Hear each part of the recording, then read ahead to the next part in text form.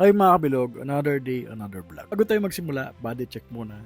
So ganun pa rin naman, paoblong na yung mukha ko, paoblong na yung tiyan ko. Di na bilog. So habang tumatagal, may konting pagbabago. Tara, samahan niyo ko sa day 73 ng daily vlog ko. Dahil nagugutom si Mrs., pinag-prepare ko muna siya ng hot noodles. Medyo masama kasi yung pakiramdam niya, kaya kailangan ng mainit na sabaw. After nito, dating gawi, punta muna tayo dun sa warehouse kasi gumagawa na yung mga tropa natin ng mga box kung ano na yung status. Isa sa mga example yan, binubutasan na lang. At yung iba, halos buo na. Gandang balita nga pala ako dito sa laboratory exam ko kinabukasan. Dahil normal naman lahat ng mga result na lumabas, ibig sabihin nito, lahat ng ginagawa ko araw-araw na pag-workout ay nagbubunga talaga. Kumbaga yung sugar ko normal na, yung cholesterol ko normal na. Bukas, dadalhin lang namin yung sa doktor para ayun yung record kung may pagbabago doon sa maintenance ko at yung madadagdag bang iinumin na maintenance. Ngayong araw, nagpe-prepare ako ng ipiprint na sticker para sa next order natin. Tayo nakapag-video dito sa office natin. Actually, paubos na pala yung ink ko dito, hindi ko napansin at hindi ko na rin na-check sa likod na pala akong magenta. Pero pinaprepare, nililayout ko na lang to para maisa lang na mamaya. Kaya umorder muna ako sa online ng kailangan ko. Para maya-maya, may print ko na to, may habol ko na next order na gagawin namin. Sakto, paubos na rin yung vinyl sticker sa likod. Inubos ko na lang yung natitira para may lagay yung bagong vinyl sticker. So ito na yung na-print natin. Itong Deadpool na design. Possible matapos na to ngayong week. Sineset up ko lang yung mismong system tsaka games kasi ina-update ko lang din naman. Maging smooth lalo habang tumatagal. Third, itong ginagawa ni bro, may order din pala kami for pick up naman. Itong binabalot nila. Ready na to pick upin mamaya dahil bayad na rin naman.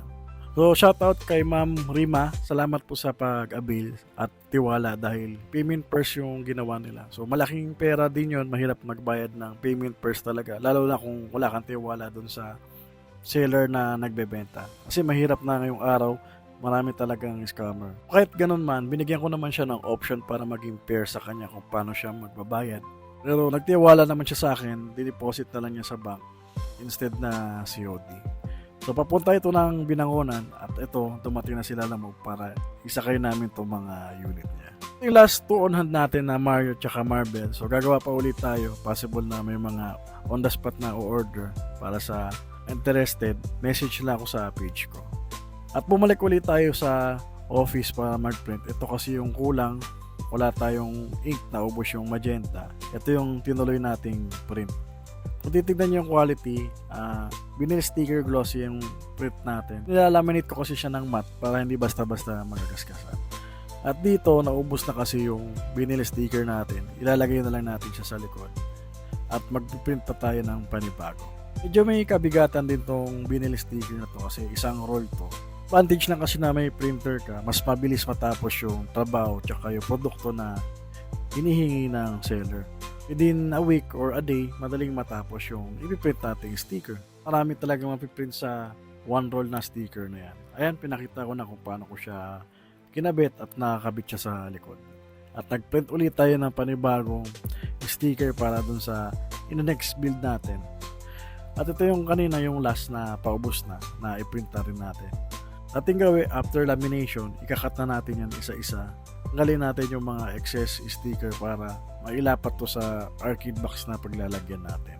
Kaya sa mga interested at gusto magpagawa ng man cave arcade machine, lalo na personalized katulad ng ginagawa ko, personalized to, libre na yung layout nito mga kabilog. Ako na yung gagawa ng layout tapos ipiprint na lang natin kung ano yung gusto nyo ipalagay sa arcade box nyo. Punta lang kayo dito sa page ko sa Gigabit Tech or Big James TV. Pag-usapan natin kung ano yung gusto nyo magiging design. At ito siguro, after ng mga sticker, nilalagyan na lang niya ng edging. Itong mga goma na nilalagay namin. At paalis na rin ako para mag-workout kasi mag-alas 5 na ata or mag-alas 6. Dahil madilim na rin.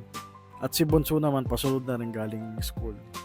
At medyo magaling-galing na ako. Kaya ko na magbuhat ulit ng light workout.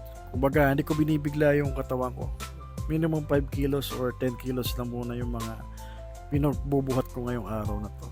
Maka-recover ulit tayo doon sa mga bigat na pinagbubuhat natin. Para next year, hataw na talaga tayo sa pag-workout. Kailangan pa natin mag-ebi sa susunod na araw para ma-improve yung mga ginagawa ko.